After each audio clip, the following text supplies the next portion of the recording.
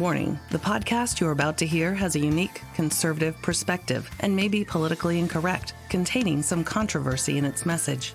This episode may speak out against liberalism, socialism, the dark state, and religious organizations. It is possible that evil in politics, education, law, society, and religion will be discussed and exposed. However, we believe this podcast adds truth and value to a mature, disenfranchised audience who may be tired of apostate religions and wicked world systems. Listeners who are easily offended, overly sensitive, or have progressive leanings sympathetic to the topics we expose should be forewarned not to listen any further. We thank both those who choose to listen as well as those who choose not to listen. You've been warned. And now, let us get on with the show. Holy moly, it is 2020. Today's like Friday the 3rd. Amazing. Absolutely amazing. Anyway, hey, the world continues to spin out of control and lives shattered, broke, people sick, having all kinds of issues. Financial problems, peace problems. A lot of Christians out there just praying to God, looking for answers, looking for peace. But at the same time, as we recognize that we're down here on this earth, we have to recognize that, well, we have another home. We have another place that we actually live, we actually belong to. And that's really where our peace comes from. It's called joy. Now, joy is not happiness, right?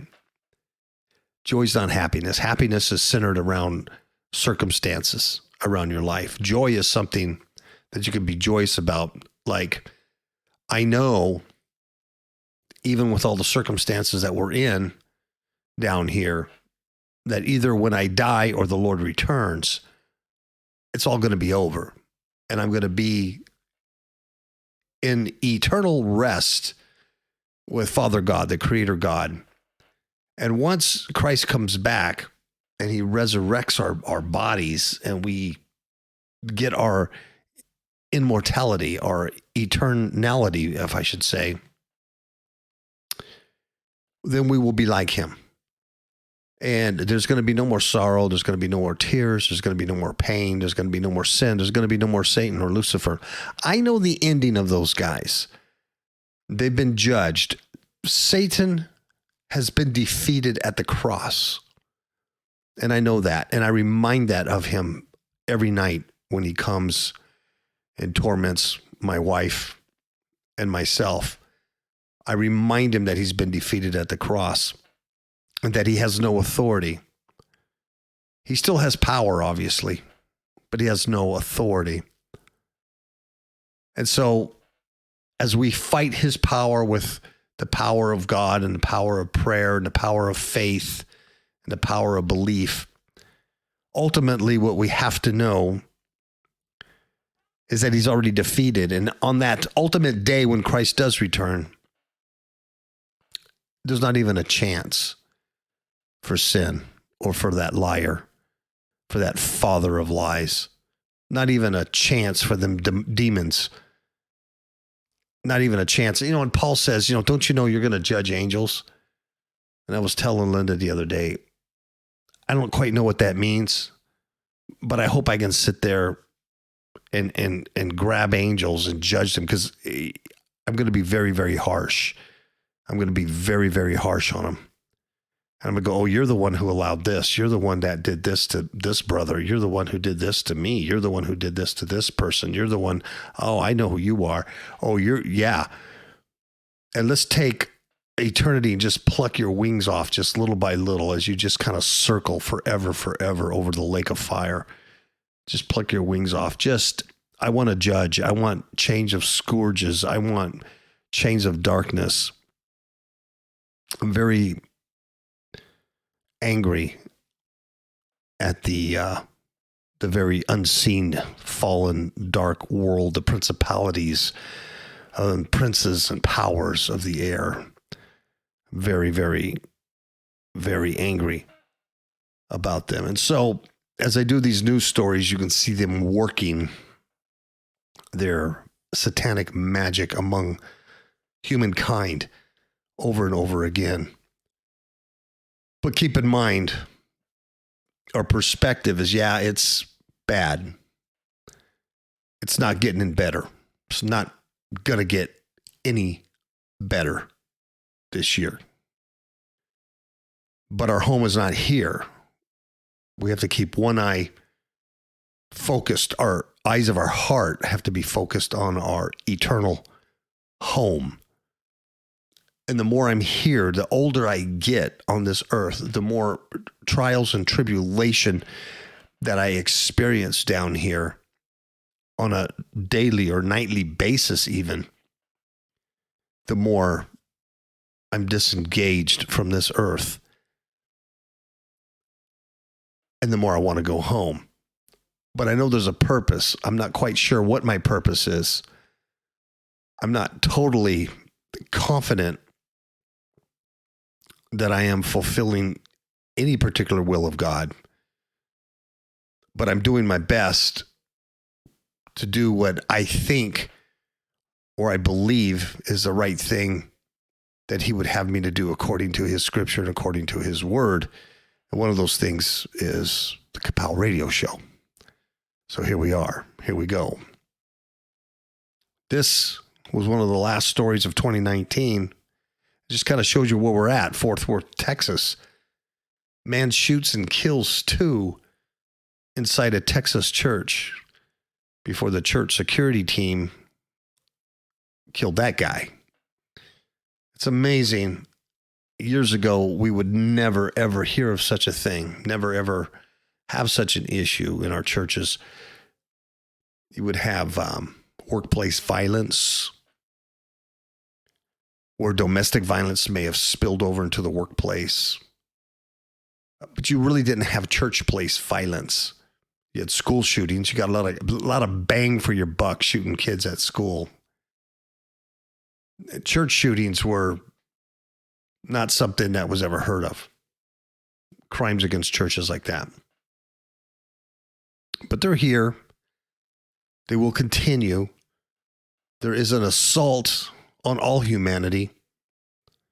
But if you're any kind of Christian at all, and you really wake up and you go, I want to follow biblical precepts as best as I can. I want to follow the steps laid out for me by the Word of God, by the apostles, by the disciples of Christ. And I really want to try to do that the best I can.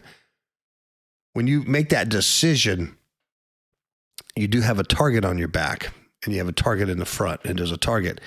And I know there's a lot of messages out there that are very, very heartwarming. You know, put on the whole armor and resist the devil and shield of faith and la, la, la, la. And you're going to be okay. No weapon formed against me, and no curse without a cause will land. And that's all good. And it's all true.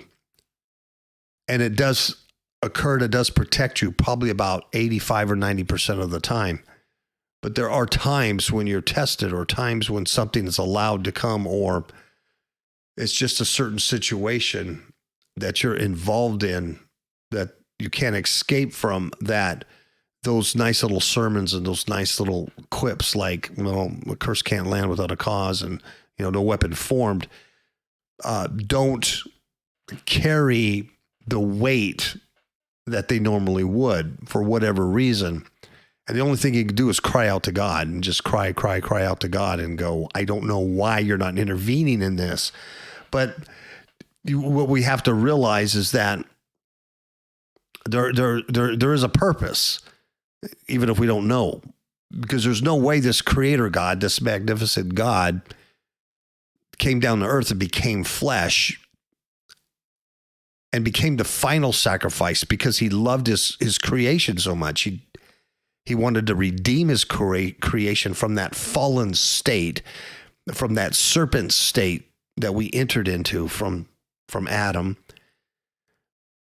And you don't do something like that because you don't care. You don't come down as God and become, like Linda says, dirt, flesh, Adam. You don't become dust. You don't become dirt and die on a cross and rise up on the third day and defeat the enemy and take everything captive and the kingdoms of the earth become yours. You don't do this big plan because you have nothing else to do as a God, or it's an afterthought. It's out of love. There's a whole purpose. So whatever we are, whatever we should be, whatever we are contained in these flesh suits, there's a lot more to us than we know who we are. But God knows who we are. He knows our hearts, and he knows who we are on a spiritual level, even if we don't. And that's where I put my confidence in. It gives me a joy, not a happiness. I'm not happy at all. Brother KAPOW's not a happy man. But I have a joy because I have a hope. Now, the world will never understand this. An unbeliever will never understand what I'm talking about because it's something you have to experience in your heart. So this individual walks into a church and he sits down in the sanctuary. He stands up. He starts talking to a guy in the back. You see the guy point to the center of the church. Then the suspect pulls up a long gun and shoots that guy, then goes and shoots somebody else. The church had a security team, like most churches have nowadays. They have security teams nowadays, and they have armed parishioners on that team. I used to be on those teams, being a former cop, always armed. I could be armed now. I'm still licensed to be carrying a concealed weapon, but I don't carry my gun much anymore. I just don't, and I don't carry it in church, but perhaps I will. Maybe on the off chance. Well, never mind. But anyway, perhaps I will. I don't know. There was a security team, and they saw this go down, and within 6 seconds, they stopped the shooter from killing more and more people. They stopped it from being a mass shooting. So it was good for them. The thing, the article isn't going to tell you. The thing you're not going to know about is the aftermath of all this. Number one, I don't care how good the shooting was, how clean it was, how legal it was, how right you were to defend yourself. There's a 99.9% chance you're going to get sued by the Crooks family. Somebody's going to sue you. They're going to sue the church. You're going to be before lawyers. They're going to do civil actions against you. They're going to try to take your home and your bank account and your retirement account and your children's college fund. I've been sued numerous times in law enforcement.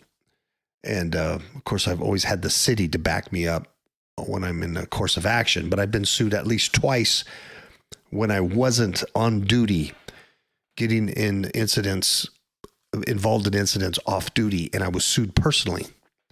And one cost me $30,000, and one cost me like $52,000.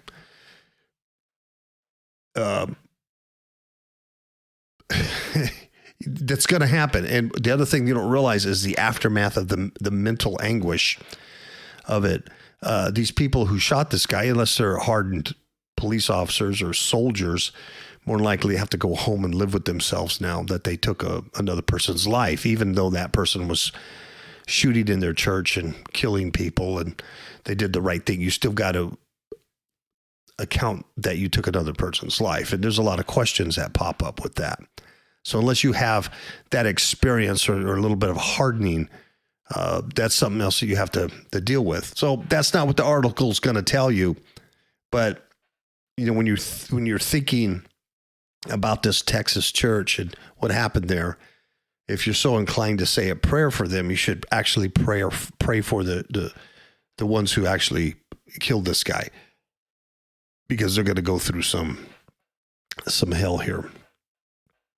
Even if they don't get sued, which I doubt it, they'll have to deal with this mentally. All right. The nightmares, the ghosts, the whole bit. So anyway, there was some recent changes in Texas law that allows licensed gun owners to carry firearms into houses of worship. And so because of that law change and everything, these guys are they're legally, in the right place. So that's really good. So apparently 2 of the parishioners that go there are volunteers on a security force, and they have guns. And they took out the killer immediately, and they did a good job. So I don't know if they trained for this or they were just cops or former cops or military, but it sounds like they had, something going on there in order to act so fast and not, hurt anybody else or anything like that. That's pretty amazing. So anyway, pretty sad thing. I hope it doesn't, continue in the trend, but we live in this very, very, very, very dark world. A very dark world. And it can happen anywhere. And that's what's just amazing. You think, it can't happen in my town or but it's going to happen anywhere, yeah. 2019 saw most mass killings on record, a database reveals. Ain't that amazing? And here in the U.S., there was more mass killings this last year than before. 33 of 41 incidents involved firearms. Yeah. Overall homicides declined last year. Overall homicides. But mass shootings and killings increased. 2019, we saw the highest number of mass killings on record. There were 41 incidents, 211 people died. That's incredible. There was a database compiled by the Associated Press and USA Today and Northeastern University. They said 33 of the incidents defined as when 4 or more people are killed. That's how they're defining a mass shooting. 4 or more people are killed.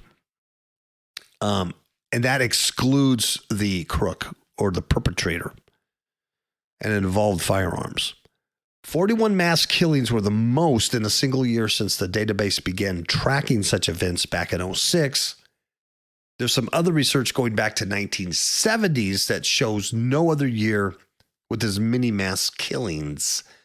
The second most was 38 killings in 2006. These deadly rampages were in Virginia Beach, Virginia, back in May, in Texas, Odessa, and El Paso, and Dayton, Ohio, in August. They were in Jersey City, New Jersey. This last month, brutal yearly tally comes as the debate over gun control, obviously, in efforts to reduce access to assault weapons. And obviously in this story, this latest Texas church shooting wasn't in there. So, you want to debate gun control and everything, and that's fine. You do whatever you want. But the thing is, that Sunday, had not 2 security team members been armed, legally armed, the only one with a gun was the killer. You see what I'm saying? The only control, that gun control that would existed at that time was the killer's trigger finger, how much control he had, how fast he could pull that trigger. So taking away guns from everybody's not the answer. And there's many people on both sides of the debate, but this situation to me shows that when you have people that can take quick, responsive action and deal with an active shooter quickly, lives are saved. And that's just the life. That's just the way it is nowadays. You know what I mean? So, you go to church, you have your Bible in your pocket now because it's on your iPhone, on your Olive Tree app. And then you have your gun in your holster on your back hip where you can reach it. And you got the smile on your face and a hallelujah in your mouth. And now you're going to church. So, hey, it's weird for our culture where we're going. But, biblically, there was some rough times, for the Jews when they were rebuilding the temple, rebuilding the temple wall. and when they were coming back from the Babylonian exile, and they had to actually rebuild the wall while carrying or handing a hammer in one hand or a trowel in one hand and a sword in the other to defend themselves. So it's nothing new. Even Jesus said it's going to get dangerous. So if you have a garment, sell the garment and buy yourself a sword. Peter or somebody says, hey, there's two. And he goes, that's enough. Get yourself some weapons. All right. Let's see. Joe Biden, which, knows everything. Pretty, creepy Joe. He renewed his calls on curbs on military-style weapons. He said, the American people may be running out of tears, but we cannot run out of strength and resolve to get something done. So they want to curb, assault weapons are just, an assault rifle is just a regular rifle that looks aggressive, and, larger magazines or whatever. It's just all smoke and mirrors. It's just nuts. But anyway, bad year for mass shootings here in the U.S. I think the answer is to ban and make the U.S. illegal. And then there we go. So this is bizarre. This is just another, demonically inspired behavior. This is an Indiana woman. She was arrested after her 5-year-old son was found inside a running washing machine. Here's a story. She was arrested on child neglect, accused of locking her 5-year-old son in a running washing machine. These new machines, you can't get inside and then close the door and lock. It has to be turned on. The door's closed, and then it gives you so much time, and it goes, it's locking now, and boom, and it locks just for that purpose. So that little kid or a cat, can't come and open it up and then get in while it's running. So this 5-year-old had to be put into the machine, locked in there and then turned on. Maybe he was dirty. I don't know, but he was in bad shape. When the doctors finally found the boy, he was slipping in and out of consciousness. So he's not in good shape. When he arrived at the hospital, he was all wet, obviously, and in bad shape. Apparently, this crazy lady had called her boyfriend, who's the father's mother, or the boy's father, her ex-boyfriend, and said, your kid's in the washing machine. I can't get him out. And so he's the one that went there and found him and got him out and took him to the hospital. And this kid also had bruises and scratches all on his body, you can imagine. This gal, she's only 30 years old. Only 30 years old. And she was released the next day on a bond. So it's a crazy world. I mean, what are you going to do? So this gal called the dad, said, hey, the kid's stuck in a washing machine, but he didn't. She said he had locked himself in there and turned it on or whatever and decided to play in the washing machine. But anyway, kind of an odd form of punishment, don't you think? Now here I have a Modern Family. I have a transgender man. This is so confusing. This is amazing. I have a transgender man who gives birth to a non-binary partner's baby with sperm donated by a transgender woman. And the story even goes on and says that the baby was delivered by a transgender doctor. So everybody involved in the story are trans something or another. So if you followed me here, it's a transgender man gives birth to 9 non-binary partners' baby with sperm donated by transgender woman. And if you didn't follow me on that, congratulations. Your brain is still working. If you followed me on that, you're I don't know, you've lost it. This guy's name is Reuben Sharp. He transitioned to a man 12 years ago. So obviously she was born female and wanted to be a dude. So 12 years ago, she became a dude. named Reuben. But she stopped taking testosterone injections after deciding she wanted to get pregnant, but she would look like a dude. And then she, Reuben, and her non-binary partner, Jay identifies as neither a man or a woman. Just Jay, okay? I'm just Jay. And they welcomed the birth of little Jaime 3 months ago. So somebody who's not a man or a woman gave birth. The sperm was donated by a transgender woman, which means that was a dude who then wanted to be a gal. So the sperm was donated by a dude who wanted to look like a gal, and then that was inserted into Reuben, the woman, ex-woman womb by a transgender doctor. But we don't know if the transgender doctor was once a woman that went to a man, or a man that a woman, or was once a veterinarian that trans-doctored into a medical professional, or did they just have a doctorate degree in education? I don't know, and I'm confused. So Reuben told the paper that 3-month-old Jaime makes him feel complete. And he says it's taken 6 years to get this far, but now we have a baby in our arms, and that was our end goal. I finally feel complete.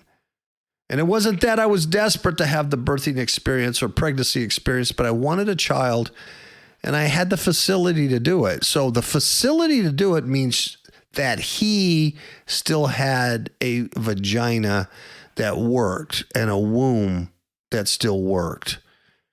So I was a gal, but I want to look like a man, but I still have a vagina. Okay. Both of our families love kids. I was so glad my family was as excited about our baby as they were their other grandkids. I was really slow to get a bump, so some people thought I was just putting on a lot of weight. One sweet old guy we lived near kept telling me I'd eaten all the pies. Nice. When I told him he was so overjoyed for us, he said he'd get the fireworks out. Reuben met Jay, who's neither male or female, in a bar, and the pair immediately hit it off. And as they grew closer, they talked about kids, but Jay says, hey, I had a double breast removal after being non-binary. So that tells me that Jay, who's neither male nor female, was once female if he had a double breast removal. Because as a male, you probably wouldn't have your breasts removed to not identify as a male or female. And then the guy, Reuben, says if they didn't want kids, we'd have to break up. But fortunately, Jay, who's neither male nor female, but doesn't have breasts, said, yeah, let's make some babies. Let's bring some babies in the world, raise them up the right way, because we ain't crazy. Let's take a break, a little commercial break, and we'll be right back after that. I just want to say I am producing another podcast outside of KAPOW. It's not under the KAPOW radio umbrella because no one likes us. I'm just teasing. But it's not under the KAPOW radio umbrella, really, because I want this other show to be successful. And it's Pastor Dennis Lee from Mesquite, Nevada, Living Waters Fellowship Church. He's a practical theologian. He has 2 master's degrees, one in divinity, one in theology. He's not an idiot. He's a well-read man, a very good speaker, very good preacher, and a heart for presenting the gospel and the truth and biblical concepts in easy to grasp, understandable terms for everybody, for the whole world. And when I asked him about his passion for this, like how come he writes so much, or what does he have the time to do this, and what kind of drugs do you take in order to do this kind of work, he replied that he said, because I feel I have that the time I have here is so short, I want to make sure that I'm getting this message out as much as I possibly can. And that's a passion, and that's what he does. It's incredible the level of activity this man's running at. So I'm producing this podcast. It's based out of his 333 blogs, which is words. The total word count in his blog is under 333 words, or at 333. I don't know. I didn't count them, but there's something like that. So they're very short. So he's taken the blog and then made a podcast out of it. So the podcast with my little intro and the commercials at the end are under 5 minutes. All of them are about four minutes. Very easy to listen to. Every day he puts something out, and very encouraging. Listen to him. You can find it on our Facebook page, Fifth Hook Media. You can find a player on fifthhookmedia.com. You can find a player on KAPOWradioshow.com, the desktop versions. And of course, he's on Apple Podcasts and Spotify and everything else where I would distribute it. I think that's about it. I don't have, I have music in the hopper, but I'm having a hard time releasing anything. Just because my personal life is kind of shambles right now. But I'm trying to get some more music out, things like that. I will go from there. So here's a little commercial about some past books that we wrote. Recently, spiritual attacks on innocent people have increased considerably. This is partly due to society's transformation into a satanic cult. Most people are clueless or hopeless in combating this spiritual mayhem. We wish to offer 2 good books to overcome these attacks. First, Demons in My Marriage Bed, a true story of spiritual warfare, offers one of the most effective training systems in combating spiritual darkness in order to gain personal freedom. Second, Eyes to See Unseen Enemies teaches how to see the hidden dangers which are all around us, even in places we would least expect them. Both books can be purchased on Amazon.com as a paperback or ebook. It is our desire that you will take advantage of these opportunities to increase your effectiveness in spiritual warfare and learn how to fight back instead of being a victim. We'll see you on the battlefield. It's funny or ironic. When I did that commercial a while back, and I said, spiritual attacks have been increasing on innocent people, and here's some help and stuff. I really had no idea I would be one of those people that just been under the gun for half a year or whatever. Unbelievable. They are increasing. There's so many people I talk to that are just Satan is just beating the heck out of them in so many areas in their lives. Absolutely amazing. When you get down to talking to people about what's really going on. Let's see here. I have. Let's see. Is this? Oh yeah, I got some decent news here. There's a little boy, and he's playing in the mall in the the kid area, playing, having a good time. And then he looks and he sees a cop. And the cop is sitting in the food court trying to eat something or do something. Cop's sitting there. And this little kid abandons his friends, abandons the play area, and he goes nuts for the cop. And he goes run up there and he starts, he's 5 years old, and he starts a conversation with this cop. And I guess it was just amazing, the conversation that this little 5-year-old boy had with this cop, and this cop with him. And they really, I don't know, they bonded, and it was like a life-changing conversation. It's just kind of a cool thing when you got these little kids like this that are, they're just so sweet, and, just got a spirit about them. But it's almost like they're so innocent they could recognize, hey, this guy here maybe needs a little love or something. Maybe this guy needs a little hug. Little emotional hug. But This is what this kid did. Oliver Navajar. According to a heartwarming post from the mother, 5-year-old boy from Omaha, Nebraska had been in the middle of frolicking amongst the mall's play equipment. He suddenly caught sight of a police officer dining alone at the food court. And rather than continuing frolicking, he immediately abandoned the play area and he ran to the cop.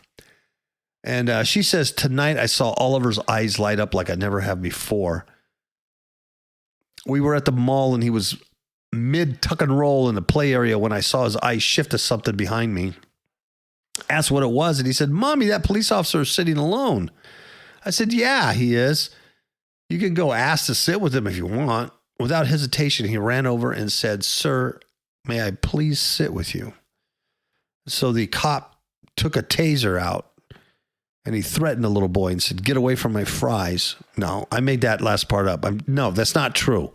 The little boy ran to the cop, and Oliver then spent the next 45 minutes chatting with his new law enforcement friend who took out his Glock 40 and he let the 5-year-old boy play with his gun while eating. Nah, I made that part up too. Sorry. I got to ruin a good story. I'm sorry. That's not true. Oliver spent the next 45 minutes chatting with the new law enforcement friend. Meanwhile, the mother says she had been so filled with pride and inspiration, she could barely order food for her son because she was so overcome with emotion. And not only was the exchange particularly meaningful for the kid, it also helped to cheer up the police officer, William Cleese, as well. He said, it was really the highlight of my day because, I really don't get to have those good conversations with people. So I think it really meant a lot. And it meant a lot to me. It meant a lot to both of them. So that was cute. There's a little picture of him sitting at the table just talking to this cop. And it's just a cute little story. And that's all. That's all I want to say because there's enough bad stuff out there. Trying to keep it balanced, folks. Trying to keep it real. Here's the real evil in the world. Here's how we have to perceive it as Christians. And, but not everybody's bad. I was talking to some, oh my gosh, he's 89 years old, man. Linda and I had just pulled into our garage and I had the garage door open and, we were just kind of going to the house and I hear this little thing. Here's this guy and he's on a little scooter, one of those Obama scooters, And he has one of those Russian hats on. He looks like a mad scientist. He has one of those Russian hats on, with the floppy ears. It was cold that day. And it was New Year's Day, matter of fact. It was New Year's Day. And he had to flop those ears on, and he was all bundled up. He strapped up in this Obama scooter. And he's got a flag on it and a big stop sign on it. He's just cruising down the neighborhood looking at stuff. And so he goes by our house, and he looks at my yard, the landscape, and he goes, that's pretty. So we go out there and we start talking to him. So he pulls up in a driveway, and this guy was a hoot, man. He's 89 years old, highly educated. He was a chemist and also has a degree in etymology, study of bugs or insects or something. But this guy, he was like a crazy internet guy. He's like 89 years old. And he's just on the internet and he's just like studying all this stuff. And he's just like, he was crazy like I was, 6 months ago. And he's talking about the EPA and he's talking about the government and he's talking about hybrid food. And he was just like, just my kind of crazy old guy, so it was really kind of cool. And so we had a nice little conversation and we talked about a lot of the evils in the world and, how most people are asleep and, we both agreed that we knew what the answer was, and we know that God is the answer. And until people hear the gospel or hear the good news, until they hear that there's a way out, till they hear that this is temporary, and that there's far better times ahead. Till they can hear that, they get stuck with this, and it's hopeless and it's despair and it's depressing. And there's nothing you can do, I got a friend, and he's a non-Christian. We have told him about Christ on numerous times. And Miss KAPOW actually laid out the whole gospel message to him, the whole thing. His reaction to us was, I know God could forgive me. I can't forgive myself. And he just has a lot of problems. He's a widower. His wife died several years ago, and he has to take a lot of, drugs, to sleep and, all this stuff. And I was having lunch with him the other day, and he was just telling me about how life is so meaningless for him. He has a real beautiful home, and he's self-employed. He has his own trucking business that he does out of the home. So he makes good money, but he was just telling me, he goes, it's just all about the money. It's just about, you got to make the money. You have to have the money. He goes, I'm just so sick of it. And, he doesn't want to go out. He doesn't want to do this. He wouldn't do that, and once again, I say, I go, that's why, that's why there's more to life, once you come with me to church, and I'll introduce you some guys, and they're all broke, and we're all messed up in the head, and you're messed up in the head, and we can all be together and all be messed up in the head together. And, you might just find some kind of answer to some of this stuff. But for some reason, I can't get him out of the house on a Sunday at this point, but I think he will. But the point I want to make is that life is just so bland for him. There's no, and I know what he's saying. I mean, there's nothing, in this town we live in, there's nothing but gambling and golf.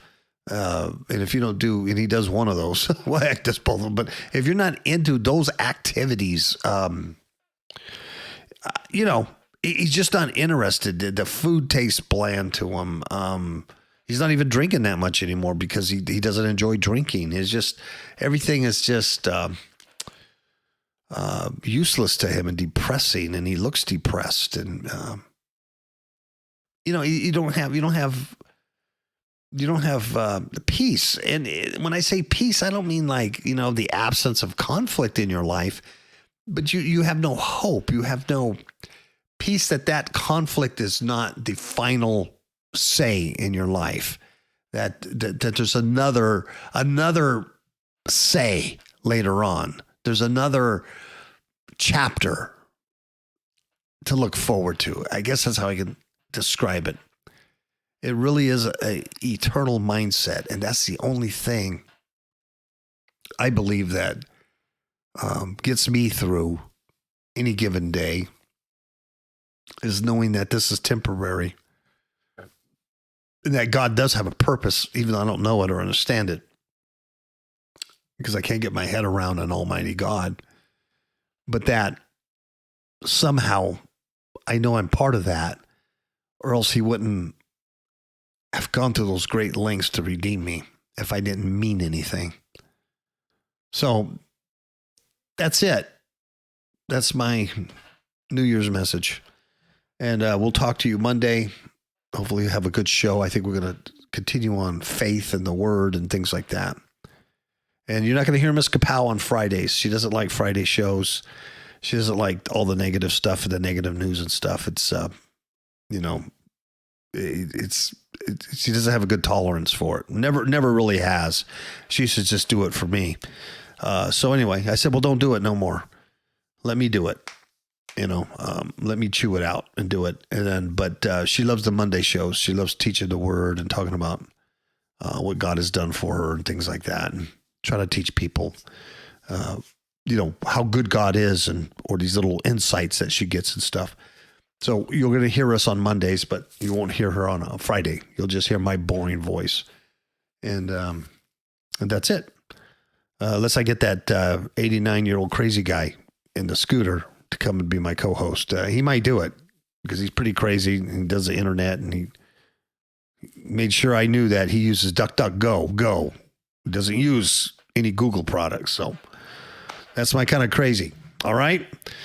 We'll talk to you guys next week. God bless.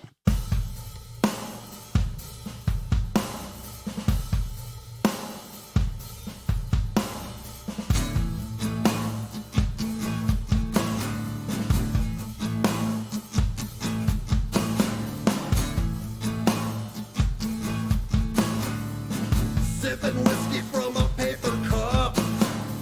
You drown your sorrows till you can't stand up. Take a look at what you've done to yourself. Why don't you put the bottle back on the shelf? Yellow finger from your cigarette. Your hands are shaking while your body sweats. Why don't you look into Jesus? He got the answer. Work all night, you sleep all day.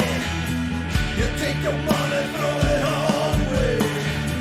You say you're gonna be a superstar, but you never hung around enough to find out who you really are.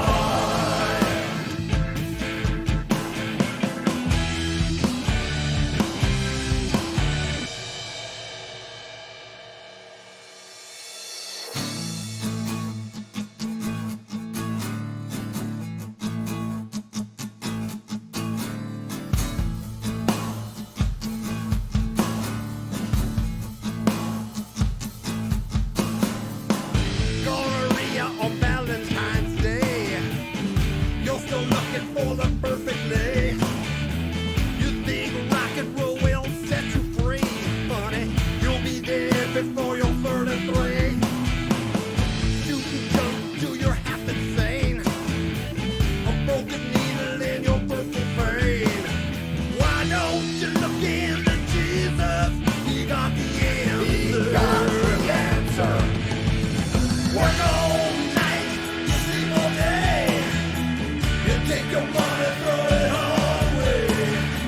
You say you're gonna be a superstar, but you never hung around enough to find out who you really are. He got the answer. Hey! Think back until you were a child. Your soul was free, your heart ran wild. Each day was different, life was a thrill. You knew tomorrow would be better still. Things have changed, you're much older now. If you're unhappy and you don't know how, why don't you look in